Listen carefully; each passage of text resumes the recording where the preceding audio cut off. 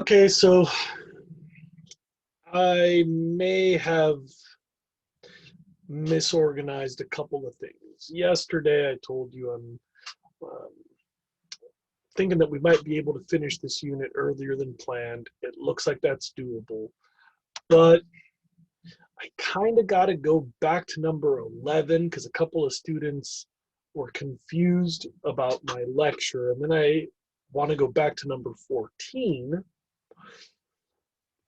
to extend on what I've said in a previous recording. This lets us wrap up assignment 6.1, and then we can start looking ahead to assignment 6.2.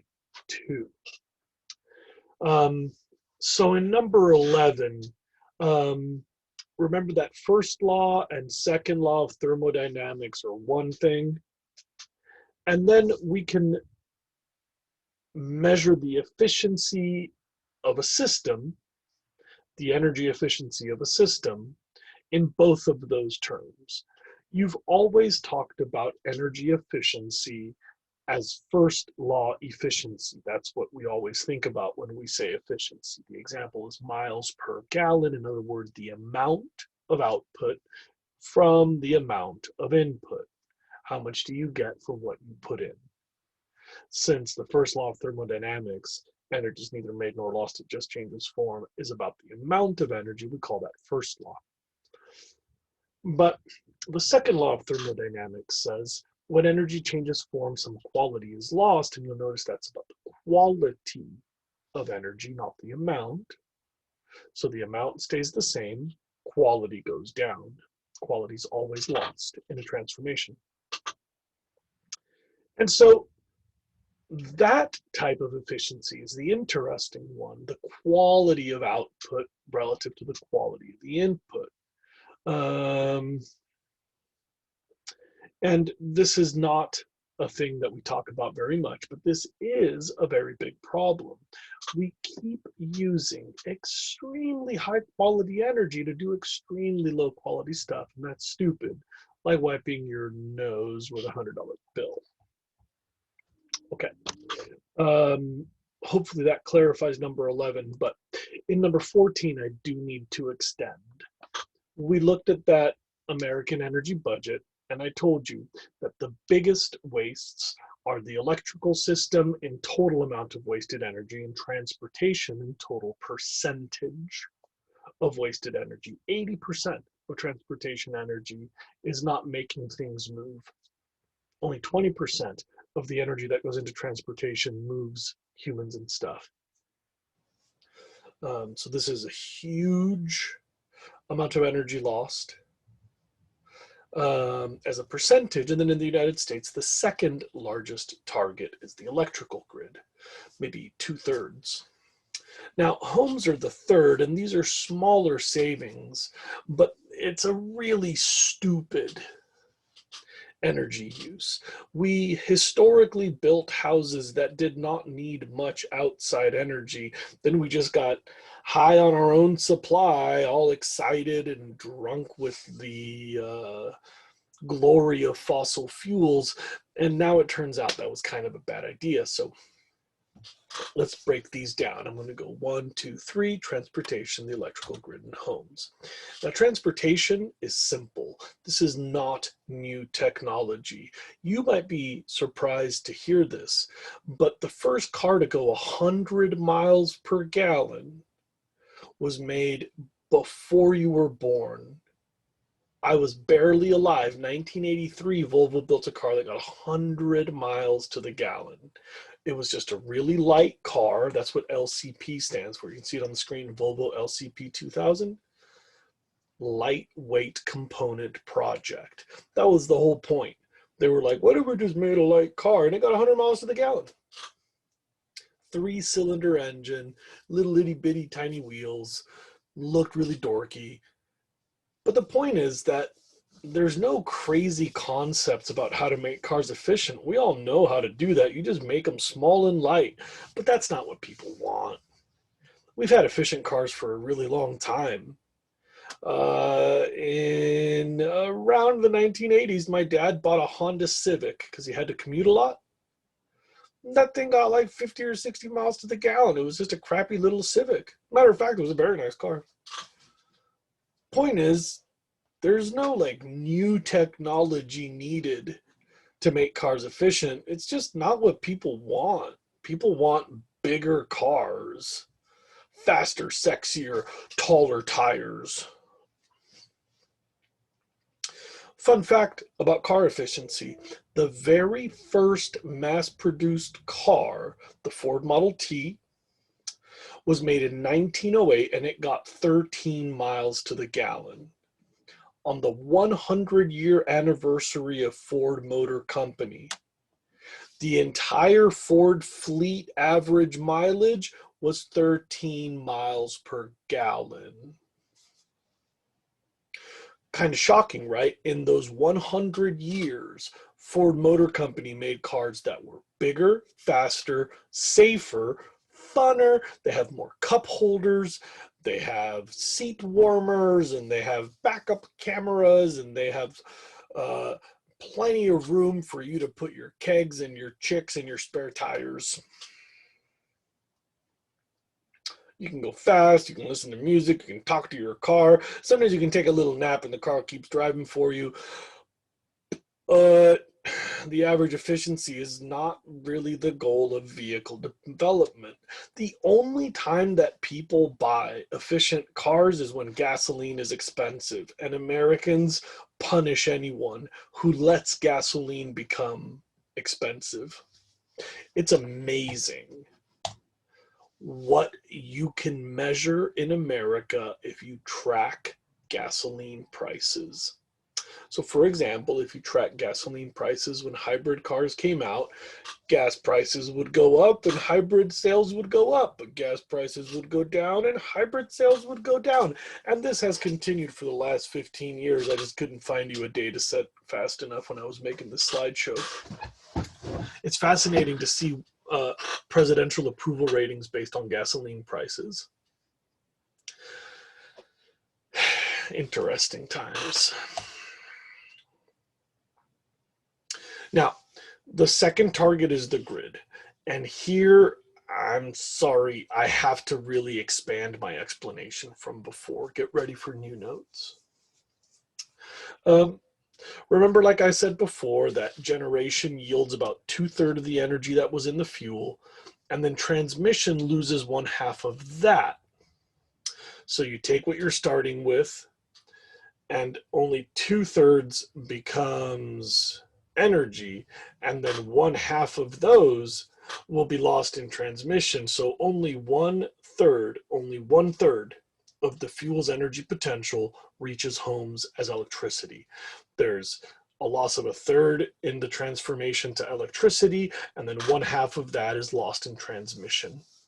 Generation can only be so efficient. You can only make it so good. Yes, we can do better, but it's so complicated. There are so many moving parts that inefficiency is always going to be there, right?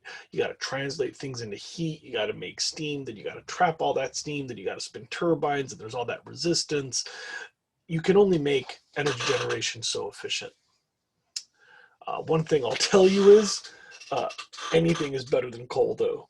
Coal has the lowest possible efficiency, plus it's the dirtiest, plus the ashes are radioactive, plus it's really dangerous to get. Like, coal is dead. But anyway, the transmission is the nationwide opportunity. Our grid is giant and old. Literally, the very first grid is still delivering electricity today. Thomas Edison built an electrical grid to prove that alternating charge AC energy was possible. He built that grid, and wherever he used to live, that grid is still from Thomas Edison's days. This is really old stuff. Now here comes the part where I gotta add something. When we define electricity, we use the wrong definition. This is the best place to put this, so this is new content. When we define electricity, the best way to explain it is that there are traveling electrons. So you hold up a wire, an electrical charge supposedly is electrons traveling. But that's stupid, right? You would end up with a big pile of electrons over here, like they have mass. So like this would get heavier, and something at the source would be getting lighter if electrons were actually traveling. We say traveling electrons, even physics teachers say that, but that's not accurate.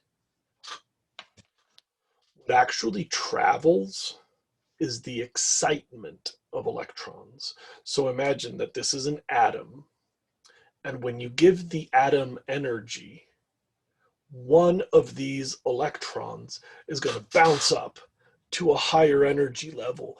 And now the electron is moving around up here.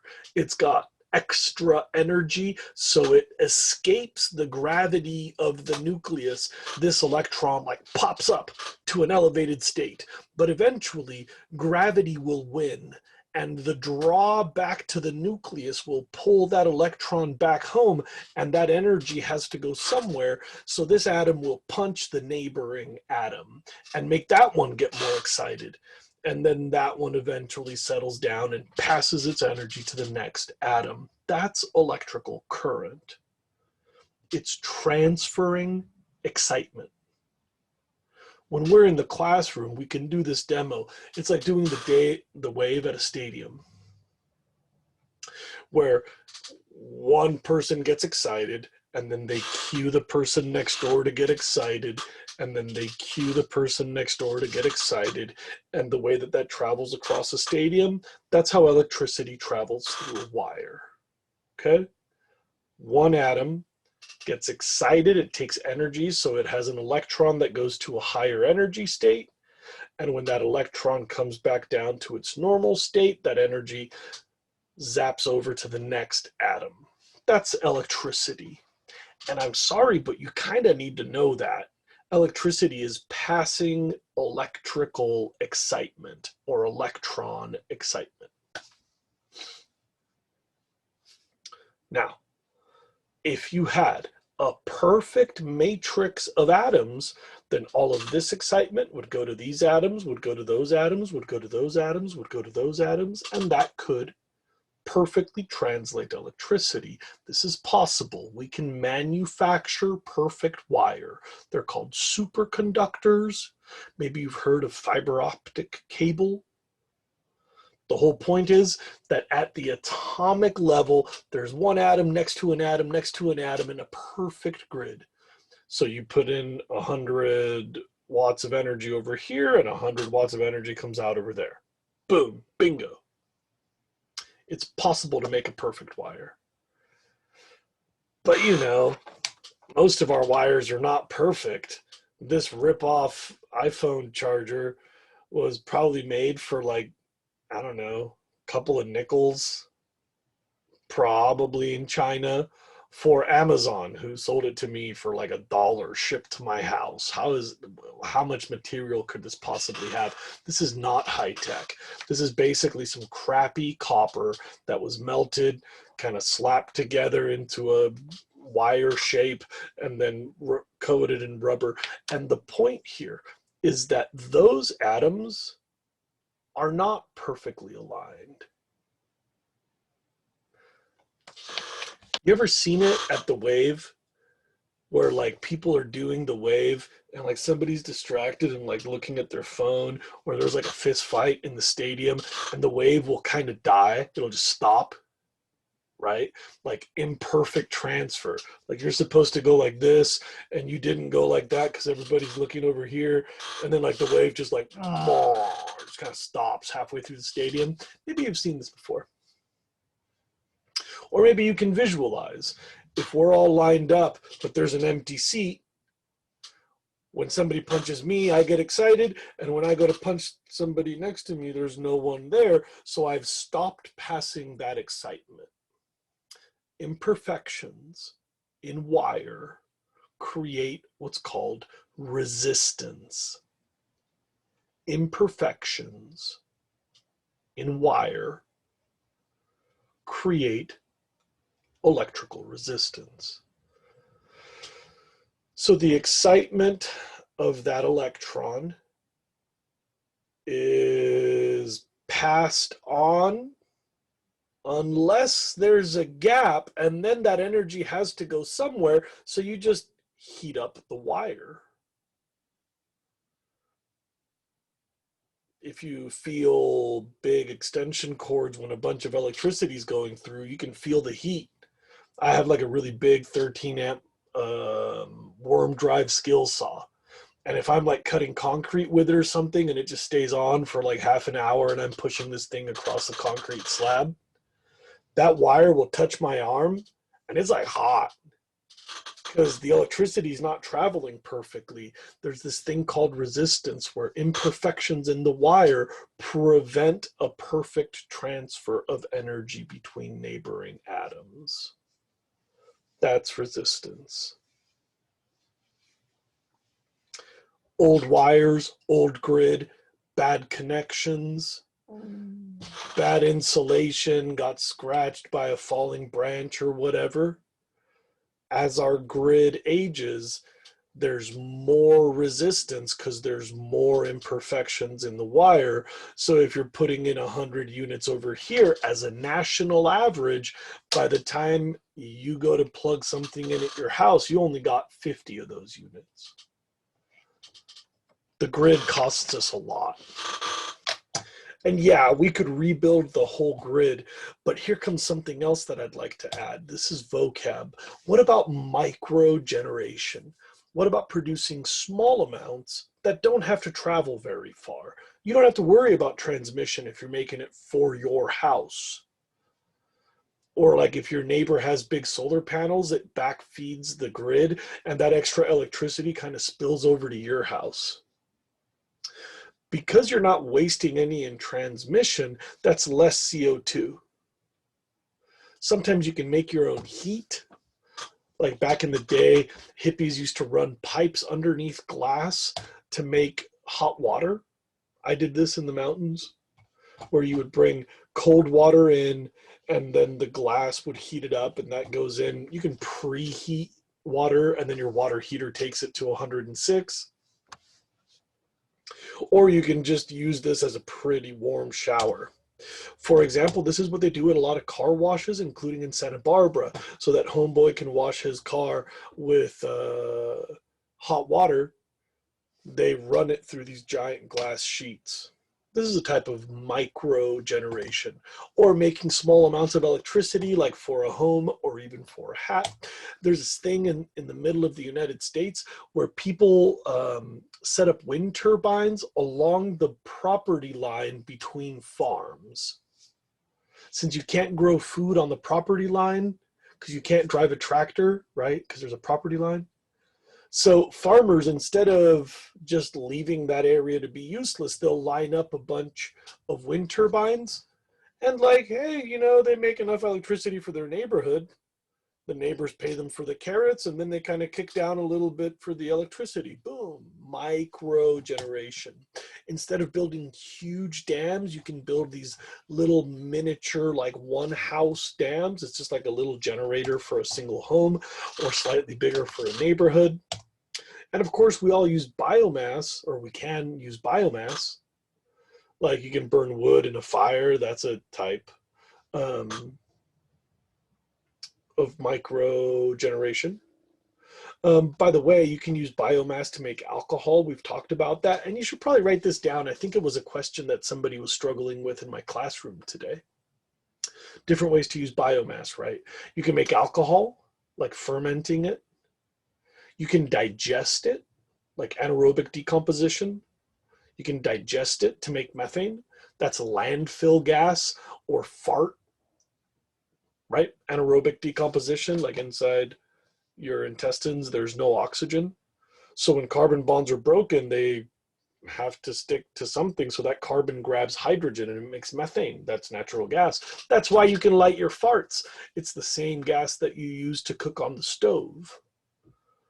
The smell of your farts is other stuff that happen in your intestines, but the flammable part of your farts is from a process called digestion. So you can ferment into alcohol, you can digest biomass into methane, And of course, you can just burn biomass. Like you can burn wood, or you can take sawdust and pack it into pellets or whatever. Now, in the United States, the real answer would be, let's just find whichever alternative is most reliable for you right now, and then move that electricity as little as possible. Instead of burning coal in Virginia and sending that through a bunch of wires to New York, let's just see if there's something available closer to New York. It's a slow transition. It's not easy.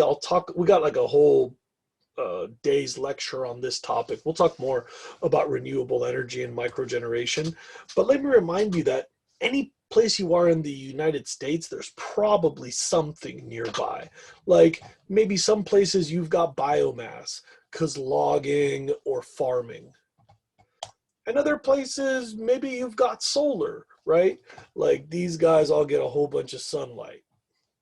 And some places, maybe you've got wind, like these guys got the wind. So if you think about it, there's probably something available for most parts of the United States. Microgeneration. Don't ship electricity very far. Now, finally, third is our homes. Crazy thing is, our houses are getting gigantic, and they're not well insulated, and they're not smart design. So specifically, we have to use extremely high quality energy sources to make really low quality heat or really minimal cooling or lighting. And so I told you before about passive solar design, all this stuff. Remember that the goal is to use less energy in our homes. Transportation, grid, and home efficiencies. We talk about resistivity. We talked about biofuels in there. I hope you got good notes on the biofuels. Okay, this reteaching lets us get closer to the exam on Tuesday the 13th instead of Thursday the 16th or whatever. Okay, the end.